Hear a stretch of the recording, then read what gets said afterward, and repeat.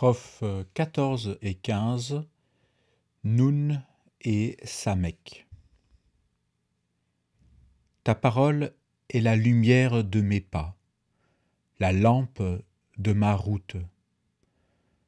Je l'ai juré, je tiendrai mon serment, j'observerai tes justes décisions. J'ai vraiment trop souffert, Seigneur, fais-moi vivre selon ta parole. Accepte en offrande ma prière, Seigneur, apprends-moi tes décisions. À tout instant, j'expose ma vie, je n'oublie rien de ta loi. Des impies me tendent un piège, je ne dévie pas de tes préceptes. Tes exigences resteront mon héritage, la joie de mon cœur. Mon cœur incline à pratiquer tes commandements, c'est à jamais ma récompense. Je hais les cœurs partagés, j'aime ta loi. Toi mon abri, mon bouclier, j'espère en ta parole. Écartez-vous de moi, méchants, je garderai les volontés de mon Dieu. Que ta promesse me soutienne, et je vivrai. Ne déçois pas mon attente. Sois mon appui, je serai sauvé. J'ai toujours tes commandements devant les yeux. Tu rejettes ceux qui fuient tes commandements. Leur ruse les égare. Tu mets au rebut tous les impies de la terre.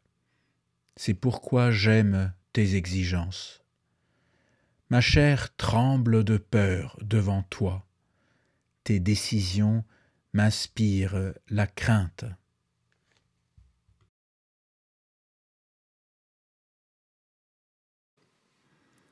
Nous avons découvert, pour ainsi dire, que le psaume 119 avait une signification sous-jacente et en traduction française quelque peu secrète par l'ordre alphabétique des strophes, dont chaque verset commence par la lettre correspondante.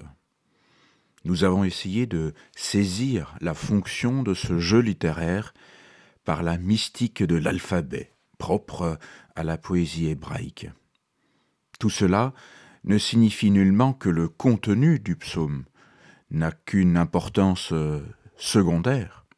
Il est vrai que le psaume 119, par sa longueur notamment, peut nous paraître verbeux et redondant, alourdi par ce mantra répété démesurément « J'observerai tes décisions, fais-moi vivre selon ta parole, je ne dévie pas de tes préceptes, j'aime ta loi, j'ai toujours tes commandements devant les yeux. » Pour un texte écrit, avons-nous appris, il faudrait peut-être éviter les répétitions et les redites.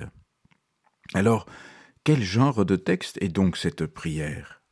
Si sa forme alphabétique nous échappe en français, quel style de prière nous apprend-il ? Je ne suis pas sûr qu'il faille retenir la leçon d'une prière long comme un monologue presque somniloque, mais ce psaume m'apprend encore plus que d'autres le soin excessif apporté à la langue de la prière. C'est une prière qui ne s'improvise pas. Elle se rumine, elle s'écrit, elle se travaille, elle s'apprend, et puis elle se donne à écouter. Cela ne veut pas dire qu'on n'aurait pas le droit de prier spontanément, bien sûr, mais ce psaume nous donne le goût d'un genre de prière qui est celui de la poésie, d'un amour pour le texte et sa texture, pour la composition et le son de la langue. En un mot, le miroir de l'âme que sont les lettres.